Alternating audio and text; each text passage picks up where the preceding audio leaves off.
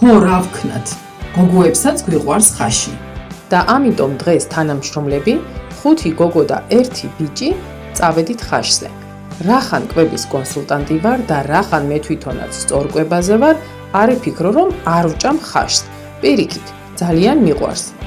ხაში ზოგისთვის მხოლოდ მძიმე და ცხელი წვნიანი კერძია, მაგრამ როგორც კვების კონსულტანტი გეტყვი, რომ მისი სწორად გამოყენების შემთხვევაში ის საკმაოდ ღირებული საკვებია. ის არის ძვლის ნახარში და არის კოლაგენის და ამინომჟავების ბომბი.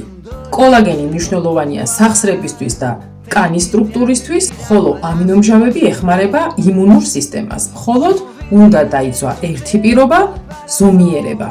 ხაში სასარგებლოა, მაგრამ არა ყოველდღე და აუცილებლად დაბალანსებულ კვებაში.